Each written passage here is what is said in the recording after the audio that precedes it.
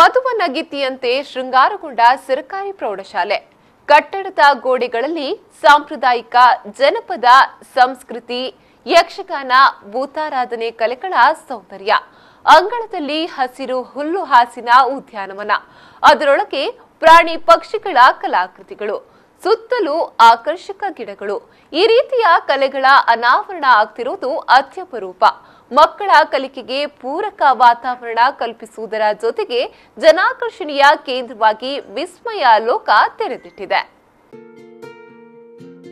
ಹೌದು, ಇದೆಲ್ಲ ಕಂಡು ಬರ್ತಿರುವುದು ಸುಳ್ಯ ತಾಲೂಕಿನ ಎಲಿಮಲೆಯ ಸರ್ಕಾರಿ ಪ್ರೌಢಶಾಲೆಯಲ್ಲಿ. ದೇಶದ ಎಲ್ಲಾ ಪ್ರದೇಶಗಳ ಸಂಸ್ಕೃತಿಗಳನ್ನ ಬಿಂಬಿಸುವ ಕಲೆಗಳು ಚಿತ್ರಕಲಾ ಶಿಕ್ಷಕರ ಕೈಯಲ್ಲಿ ಅರಳಿ ಕಂಗೊಳಿಸುತ್ತಿದೆ.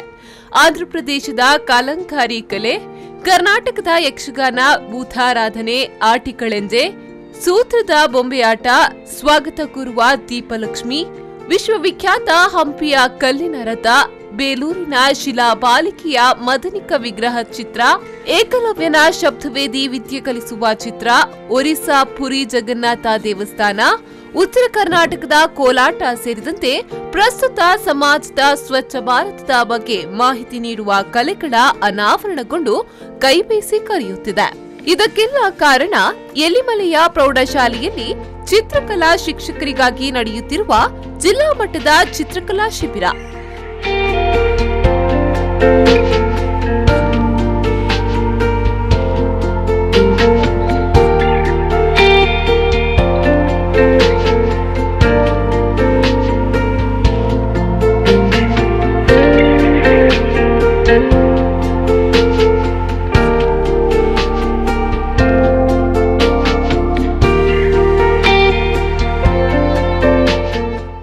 ಸುಮಾರು 20ರಿಂದ 25 ಮಂದಿ ಶಿಕ್ಷಕರು ಕಳೆದ 3 ದಿನಗಳಿಂದ ಗೋಡೆಯ ಮೇಲೆ ಕೈಚಳಕ ತೋರಿಸುತ್ತಿದ್ದಾರೆ.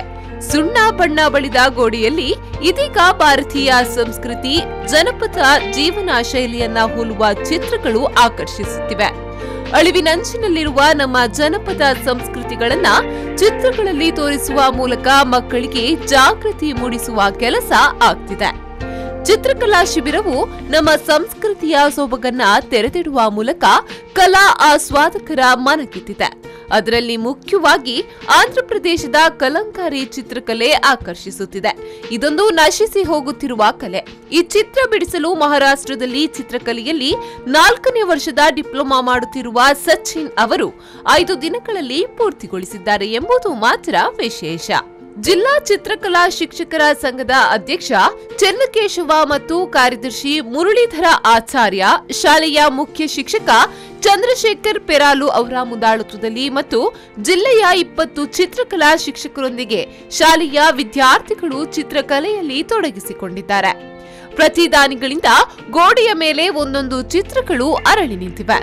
ಒಂದೊಂದು ಚಿತ್ರಗಳಿಗೆ 3,000ರಿಂದ 5,000 ರೂಪಾಯಿಗಳನ್ನ ನೀಡುವ ಮೂಲಕ ದಾನಿಗಳು ಕಲೆಗೆ ಪ್ರೋತ್ಸಾಹವನ್ನ ನೀಡುತ್ತಿದ್ದಾರೆ. ಬೆಲೆ ಬಾಳುವ ಬಣ್ಣಗಳ ಬಳಕೆಯ ಮೂಲಕ ಶಿಕ್ಷಕರು ಚಿತ್ರಗಳನ್ನ ಬಿಡಿಸುತ್ತಿದ್ದಾರೆ. ಒಂದು ಕಡೆಯಲ್ಲಿ ಚಿತ್ರಕಲೆಯಿಂದ ಶಾಲೆ ಕಂಗೊಳಿಸುತ್ತಿದ್ರೆ, ಮತ್ತೊಂದು ಕಡೆಯಲ್ಲಿ ಶಾಲೆಯ ಎದುರು ಅತ್ಯಾಕರ್ಷಕ ಉದ್ಯಾನವನ. ಶಾಲೆಯ ಮೆರುಗನ್ನ ಇದು ಮತ್ತಷ್ಟು ಹೆಚ್ಚಿಸಿದೆ. ಹಸಿರು ಹುಲ್ಲು ಹಾಸಿ ಅಲ್ಲಲ್ಲಿ ಅಲಂಕಾರ ಗಿಡಗಳು ಹಾಗೂ ವಿವಿಧ ಬಗೆಯ ಹೂವಿನ ಗಿಡಗಳನ್ನ ನೆಡಲಾಗಿದೆ.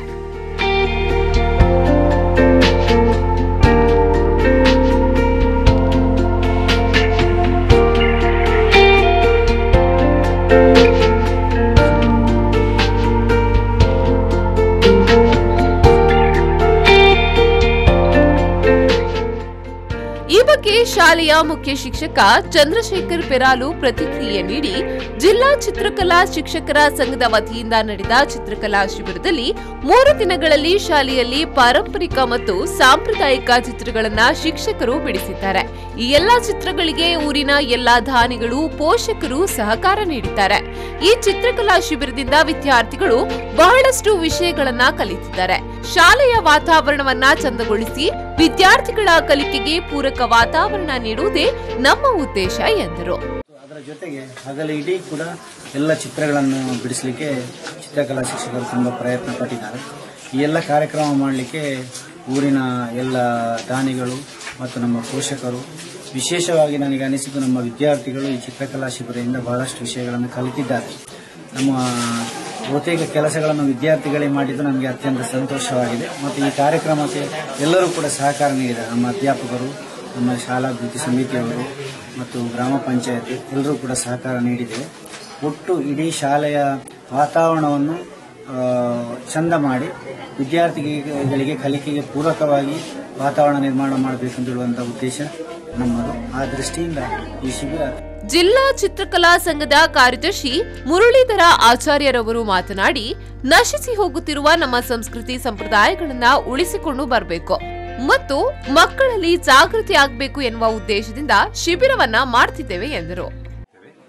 ಪ್ರಸ್ತುತ ಈ ಸರ್ಕಾರಿ ಪ್ರೌಢಶಾಲೆ ಎಲಿಮಲೆ ಇಲ್ಲಿ ನಡೆದಿರುವಂತಹ ಈ ಒಂದು ಕಾರ್ಯಾಗಾರಕ್ಕೆ ಸಂಬಂಧಪಟ್ಟ ಹಾಗೆ ಹೇಳುವುದಿದ್ರೆ, ಈ ಒಂದು ಕಾರ್ಯಾಗಾರವನ್ನ ಮೊನ್ನೆ ಶನಿವಾರ ಉದ್ಘಾಟಿಸಿದ್ದು.